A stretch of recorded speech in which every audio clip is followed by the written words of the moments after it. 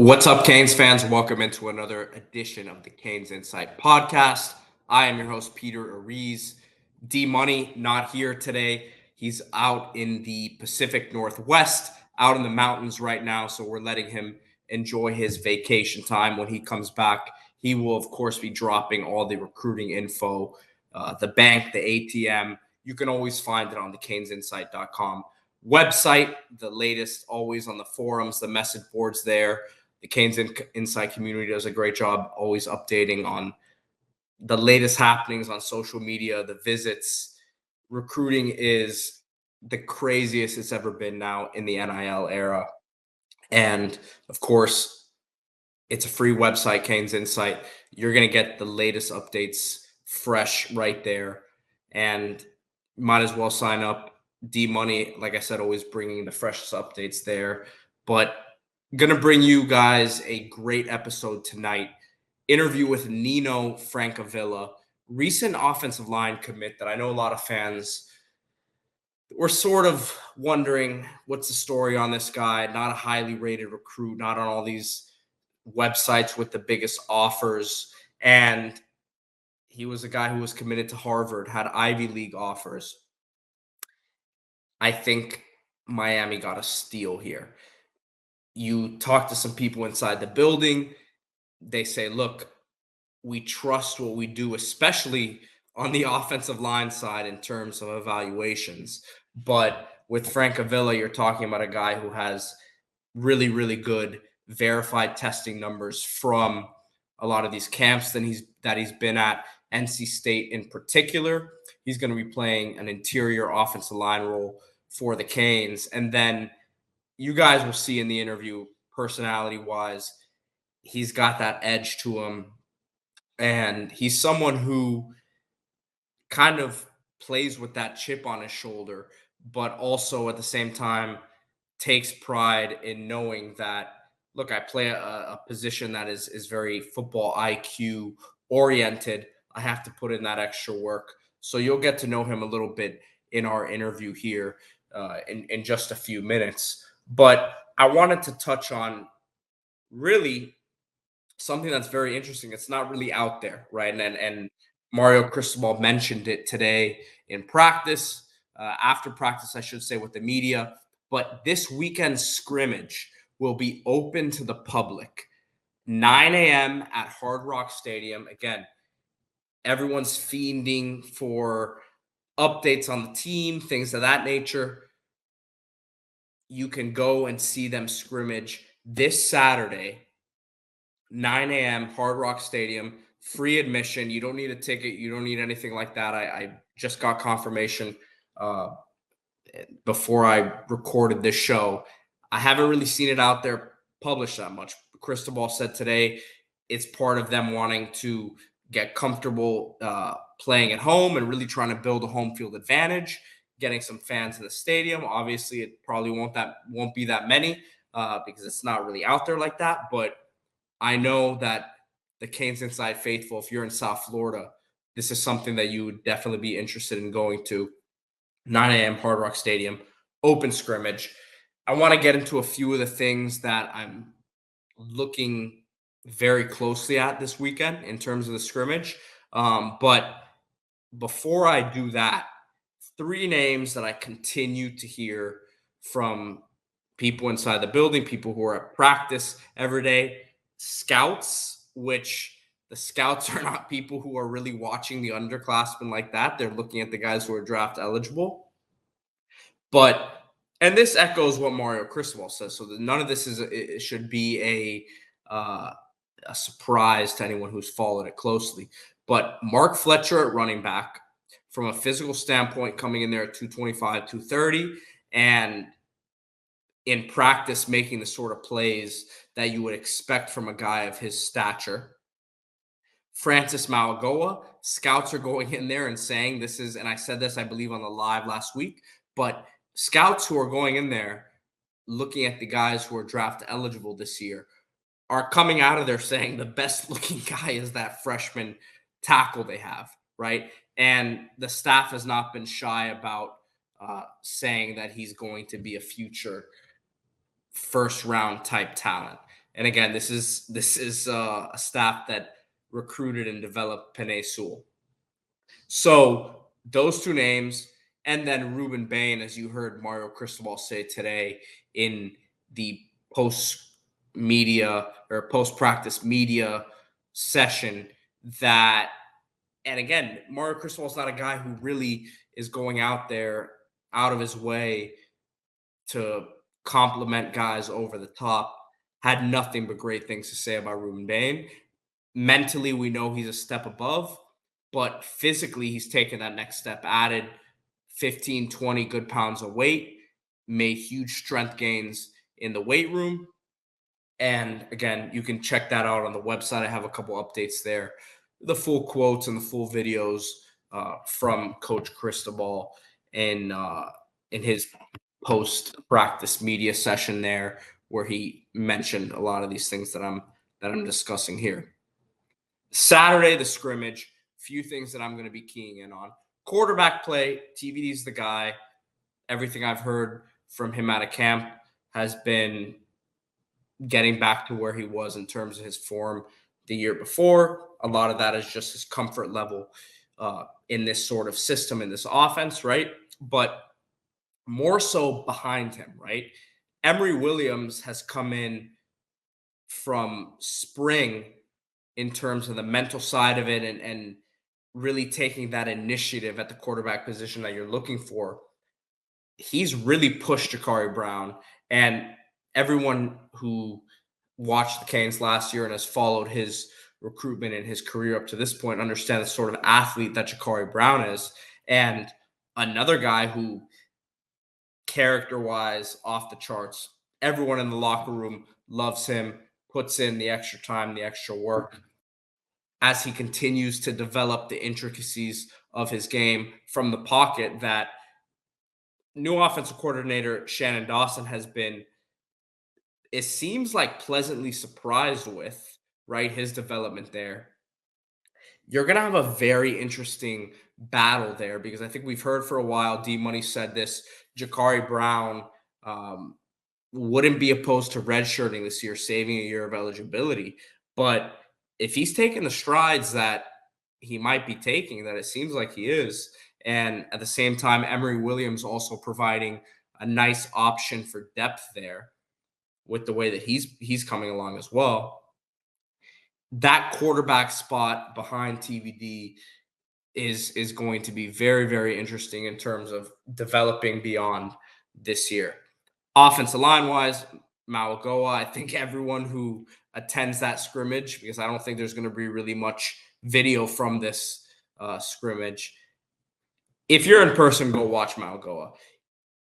The thing with him is you have to really see it in person to appreciate it as a true freshman in the trenches. The trench play always takes a couple years to really get that grown man strength, so to speak, that a lot of these guys have to experience taking the step up from high school. But that has not been a problem early on for Francis Malgo. And then Samson Okunlola, who the staff from day one, when they started recruiting this guy a couple years back, believed that he was a future top 5, potential top 2 to 3, maybe number 1 overall pick in the draft because of his athletic ceiling. I think that there was a huge learning curve for him when he first came in January, but everything that I'm hearing now is you're starting to see those flashes, and I think he probably ends up starting. I think I said this again on the live last week that we do every Thursday night, CanesInSight Live on YouTube. I said this is a guy who probably will start 4 to 5 games next season, and I will stick by that based off what I'm hearing right now. So a few other things off, the scrimmage, if you're going to be out there this weekend or if you're going to be following it, wide receiver spot. Someone told me today, I heard the kid from California. He's not originally from California, but referring to Shamar Kirk, that he was having a strong camp. So he's a guy in that receiver room that I would keep a close eye on. Ray Joseph in that same line as Ruben Bain and Mark Fletcher as someone that Mario Cristobal singled out in that freshman class in terms of, again, everyone knows how fast he is, but the character and the work ethic. And when you talk about the last 10 years, 15 years as a Canes fan, these teams have quit. When you fill a locker room with a Ray Joseph and a Ruben Bain and those sorts of leaders, that quit is going to be very, very tough to come by. And that's what they're filling this locker room with outside of the great athletic ability. On the defensive side of the ball, everyone understands that defensive line it should be a strength of this team. Looking at the back end in the secondary, Coach Cristobal today in the press conference said, look, when asked about the defensive back room, he said, look, I got to pull up the roster because we have so many guys out there who are, making plays and doing a very good job at this moment. Damari Brown, freshman from American Heritage, got a long quote from Coach Cristobal because he said he's physical, he's fast, he has the pedigree in terms of he said he used the word courage. So he's not coming in there as your typical true freshman with his bloodline, as the words that Coach Cristobal used there. Obviously, his father and then Devontae Brown, his brother, also in the secondary with him here. So Saturday, if you're going to be in attendance, I think watch the receivers, the defensive backs, and then we know that this is a very strong defensive line. Everyone's talking about how excited they are about the offensive line. That should be a great battle to watch.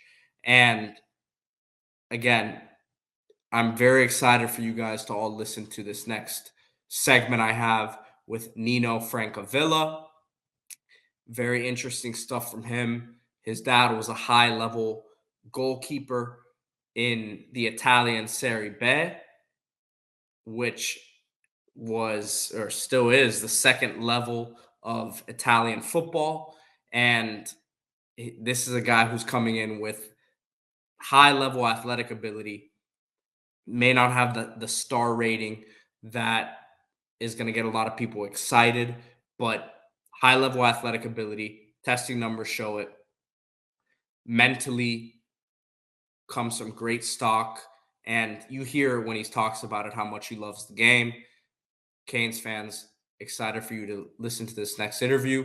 And again, tonight, Thursday, CanesInSight Live, 8 p.m., every week streaming. And we're ready for the season to get started. We're going to incorporate a lot of different things. Stay tuned. Keep it locked on the website. Go Canes. Excited to be joined now on the CanesInSight podcast by Nino Francavilla, recent Canes commit on the offensive line up there at Cheshire Academy in Connecticut. Nino, man, appreciate you joining the show today and excited to get to know you and, kind of introduce you to the Canes fans somewhat. How you doing today? I'm good. Thanks for having me. I'm excited to do this. Yeah, man. So, we get most of the commits on here, and it's a cool way for the fans to get to know you guys, a little bit. We'll get into obviously your commitment and things like that, but obviously last week you make it official. You flip from Harvard. Talk to me a little bit about the decision for Miami. I know you've been kind of on a tour this summer, it seemed like, going to a bunch of camps and things of that nature. So you've seen a bunch of stuff out there. What was it about Miami coming in there, offering you, that made you say, I got to jump on this pretty much right away? So once I was down there and I camped, Coach Cristobal and Coach Mirabal seemed like very genuine with what they were telling me, and just kind of the whole coaching staff they didn't know my name going into the camp, but everyone kind of knew me afterwards. So it showed that they were really like paying attention and stuff. And then just like the constant contact between Coach Cristobal and my family, or Coach Mirabal and my family, just really, especially with my parents, just getting them to like understand what Miami can actually offer. not only from a football point, but like as a career or education and stuff, and how it can further your career. And that was really big for me, just kind of the connection that they were trying to make with me and my family. And that kind of leads me into my next question because, look, on the surface, football wise, it's easy to say Miami is the choice for you over Yeah. Harvard. But how difficult was it knowing the opportunities that you also had Ivy League wise and the opportunities that those sort of schools can present to you? In terms of Miami, what they were explaining to you and the off field advantages of being here and the school aspect of it and just being in the city of Miami. What was it about that part of it that was easy for you to say, it's not just a football thing, but Miami has my best interests at heart for the future? Yeah, obviously, when you're talking about like an Ivy League degree and stuff, those hold a certain amount of weight, no matter what business you get into. But Miami is still a very good school, especially like in the ACC. And when you're talking about Power Five programs, they're not just like a football factory. Their degree holds weight. And then specifically for me, I want to get into medicine. So Florida is a very lucrative medicine industry, and then Miami having their own medical building and all that stuff. Um, it just seemed like I could get the best of both worlds playing Power Five football while still furthering my education there. Definitely. Definitely. So, talk to me a little bit about your football journey. Obviously, originally from Canada and now at prep school up there in Connecticut. Well, not prep school, but I know that there is a prep school aspect to there. Yeah, Josh Jobe from Christopher Columbus High School down here, I believe he went there as well with the Eagles. Now went to Alabama, but and I think he was more of a prep guy. But for you, how early did you get into football? What was your athletic background? Right, was football the first thing you jumped into? Um, Talk to me a little bit about that. so I'm Italian to start off with. So the first thing I got into was soccer. Got to. And my dad, he played high level soccer, so he kind of encouraged me to get into soccer. Wow. And then I would say around when I was 8 years old, my uncle actually founded the football team that's in my city, and he was like, "Hey, like you're a big 8 year old, you should try and play football." And to me and my family, that was kind of like a weird like football, like who really plays football here? Well, And first of all, then you had to convince them to say football yeah, because they, had in their mind football was their football, right? yeah, So, yeah. So that was tough, just getting my dad to like be like, "Hey, yeah, don't play soccer, play football." Um, and then yeah, I started doing really well, and I started excelling, and I carried it all through high school and stuff. And then it was actually my high school coach back at Chaminade, the school I went to in Toronto, that said like, "Hey, like you're a good enough talent, you should go play in the States. It's not worth your time to keep playing here, and you won't get the exposure and stuff." And then he put me in contact with the coach at Loomis. And then I played there, and then now I'll be transferring to Cheshire Academy. awesome. Now, I love this background stuff, so I got to ask you a couple follow-up questions about the soccer stuff. Where you said your dad played high level soccer, where did he play? Oh, he played in Italy. Okay. Yeah, Awesome. So, what league was he in over there? yeah. So he played Serie B, which like for a Awesome. lot, Yeah, it's yeah, a lot of second people who level, don't know man. soccer, Serie A is like the top level, and Serie A is the second division. It's still professional. But yeah, he played for a smaller club called Bari. Okay. And what position did you play? Come on, give us the scouting report on him. Yeah, so he was a goalkeeper. Because he was just kind of like tall and long arms like me and stuff. So obviously he was a little thinner than me, but yeah, he played goalie. And then he ended up hurting his knee, and that's when his kind of career ended. Listen, so you watched a lot of Buffon growing up, I'm guessing. Yeah, I have a jersey in my room actually. There you go. There you go. So listen, maybe we can give Messi a little bit of credit. When your dad saw him make the move down here, he said, "All right, maybe Miami's not such a bad place." I mean, if Messi can go here, I can go here. So Definitely. So let's get back into the football stuff, a little bit Miami related stuff. The coaching staff, you talked about Coach Cristobal, Coach Mirabal, the relationship that they were building with your family from a development standpoint and understanding who they've produced, who they've worked with, and their coaching style overall. How comfortable were you with saying, I'm going to trust you guys with taking my game to the next level? Well, like obviously Coach Mirabal, he's the offensive line coach. I mean, he's one of the best offensive line coaches in the country. Even from his time at Oregon and stuff, he was producing NFL talent left, right, and center. And then you look at who he was able to attract just with his resume, not really with all the stuff that he's done at Miami, but just with the resume of what he's done at Oregon and stuff with Sampson and Francis, two of like the best offensive linemen in the country. And just from what I've like talked with him and even just at the camp, he was very technical based, very sound technically, not all super flashy and stuff, which is something that I really liked. And it really seemed like just from that camp alone, I was able to grow as an offensive lineman. So 4 years with this coach, the sky's the limit for how much he can actually like get out of me and stuff. And then just with Coach Cristobal, his energy was kind of unmatched. Even when we're talking on the phone or we're texting or something, his energy just like comes right through the phone. And even when I told him I was committing, he was jumping up and down and clapping and all this stuff. So his energy was kind of a huge factor for me too.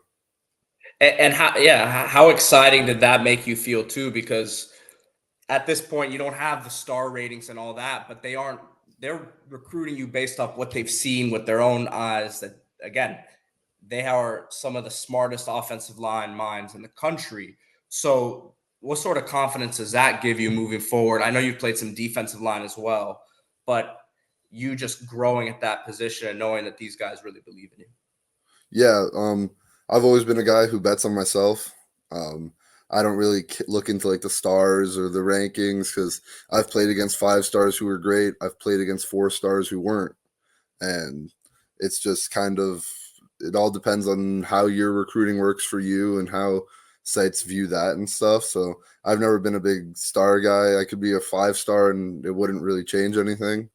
Um, but yeah, like Coach Cristobal being kind of like an offensive line minded head coach was definitely a factor for me. Just knowing that you'll have that second set of eyes, you'll have someone who's knowledgeable about the position, someone who's played the position. So how was this camp circuit for you? Because obviously you came to Miami, you went to NC State, and I know you did a couple more. So getting that competition, right? That against you mentioned you're having a chance to go up against other nationally rated guys and just kind of see up close for yourself what it kind of takes to compete day in day out against those types of guys. How big was that for your development over the last couple of months? well, first off, going to Miami, and I also camped at FAU. I was on vacation in Florida, and I just kind of said, "Oh, like Miami has a camp, let's go." We were pretty close, and I just wanted to Love see what it that. was all about and stuff. So that was kind of a spur of the moment thing. But as far as going up against like high level, like nationally ranked talent, my in my 2 years at Loomis, we had an offensive tackle go to Bama. We had a running back go to Wake. We have 2 defensive ends committed to Michigan. So I've been around that talent. So it's nothing really new to me because I've trained with those guys. I've gone against those guys for a couple seasons now, and then obviously playing the talent that we face in games. So when I hear someone is a 5 star or a 4 star, like I take that with a grain of salt. If you're good, you're good, and if you're not, you're not. It's, the stars will only scare you on paper. Once you have the pads and the gloves and the mouth guard and you're snapping that football, everything else kind of just comes into play. So I don't really focus on going up against nationally ranked talent. It's me versus you. Best man wins, I guess. I don't know, man. You seem like you can do your fair share of trash talking out Oh there. no, I never said I don't trash talk. I definitely No, no, trash I'm talk. I'm I'm saying I'm getting that vibe in a good Yeah. way for your position, and I think that's probably when coaches, when Coach Cristobal Mirabal see that up close, right? That's what they're looking for in terms of elevating the locker room and adding that competitive fire and competitive nature. They need more hot-headed Italians in They the do. building. They really do. The food would So increase too. there you go. There you go. A couple more questions here before I let you go. Obviously, the center position, right? That's most likely what you're going to be playing at the next level. Talk to me about how much learning is going into kind of just understanding everything that goes into that position, because you have so many responsibilities, right? You are the quarterback of the offensive line, right? And if you don't do what you're supposed to do before the play, then the entire play is done from the jump, right? Yeah. So how has that learning process gone for you, and where do you think, I guess, you still have the most room to grow there? So I've always been kind of a very cerebral player. I would say my football IQ is very, very high. So obviously center kind of came naturally to me, making calls and stuff like that, just because, especially from like a young age, when, especially in Canada, when we weren't really doing it, I was like calling out defensive fronts and alignments and stuff like that. So playing center was just natural to me. Um, so that kind of aspect of it, I've never really been worried about. Obviously, there's college defensive fronts are going to be different, and formations and schemes and all that stuff are going to be different. But I'm confident that I'll be able to pick it up fairly quickly and stuff. And then just as far as like playing the center position, it, like I said, you snap the football and then you play like every other position. So as soon as you get the snap down, it's kind of just the same thing as playing any interior offensive line position. Um, and so just working at that, I would definitely say my foot speed, or maybe my hand placement in particular, is something that I would work on the most. I would say I have good power and good explosion, but just kind of being able to keep up with those guys who are obviously going to be more athletic at the next level. That's probably what I got to work on the most. Well, I was going to say, too, you have verified numbers from, I believe it was the NC State camp that you went to, Yes. right? So, and those numbers look pretty good.